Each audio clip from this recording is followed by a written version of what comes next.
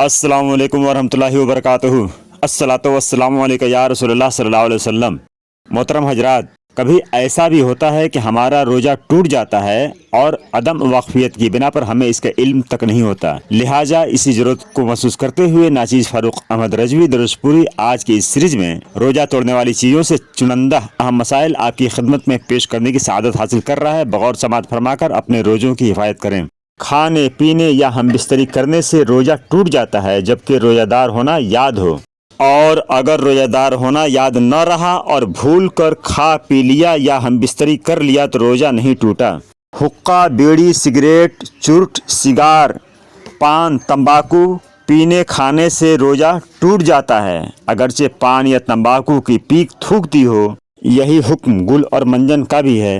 Colgate کرنے سے بھی روزہ ٹوٹ جائے گا، کیونکہ اس کے باریک اجزاء ضرور حلق میں پہنچتے ہیں۔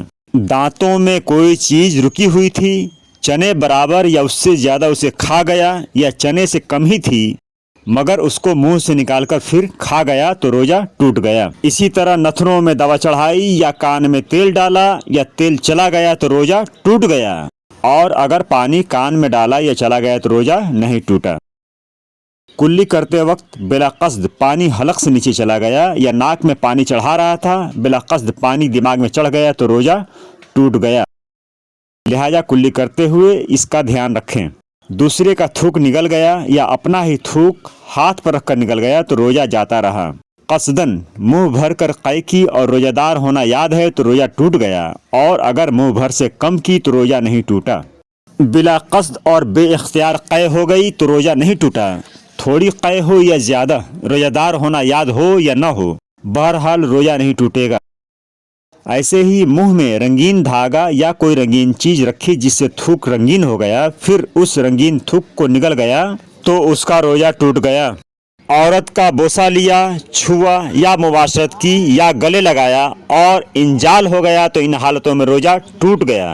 سوتے میں پانی پی لیا یا کچھ کھا لیا یا منہ کھولا تھا، پانی کا قطرہ حلق میں چلا گیا تو روزہ ٹوٹ جائے گا۔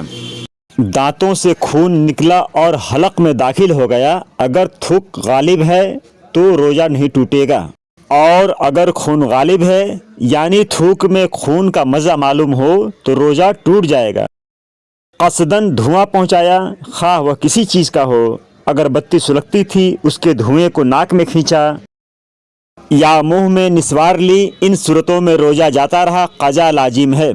پتھر، کنکر، روئی، کاغذ، گھاس وغیرہ ایسی چیز کھائی جس سے لوگ گھن کرتے ہیں، یا رمضان المبارک میں بلا نیت روزہ کی طرح رہا، یا صبح کو نیت کی تھی یا دن میں زوال سے پیشتر نیت کی اور نیت کرنے کے بعد کھا لیا، یا روزہ کی نیت کی تھی مگر روزہ رمضان کی نیت نہ تھی، یا اس کے حلق میں مہ یعنی بارش کی بوند یا اولا چلا گیا، بہت سے آنسو یا پسینہ نکل گیا، ان صورتوں میں صرف روزہ کی قضا لازم ہے، کفارہ نہیں۔ انجیکشن سے روزہ نہیں ٹوٹتا، لیکن روزہ کی صورت میں نہ چاہیے کہ تعریض علی الفساد ہے۔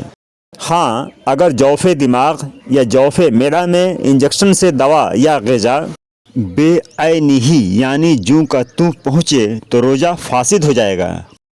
قصداً اگر روزہ یاد ہوتے ہوئے کھایا پیا یا ہم بستری کیا، بھول کر کھا پی رہا تھا، روزہ یاد آنے پر یا سحری کھا رہا تھا، صبح صادق ہونے پر منہ کا نوالا یا گھونٹ نگل گیا تو روزہ جاتا رہا۔ قضا و کفارہ دونوں واجب ہو گئے۔ اسی طرح جس کو حقہ کی عادت ہو، اس نے بحالت روزہ حقہ سگریٹ پیا تو قضا و کفارہ دونوں لازم ہیں۔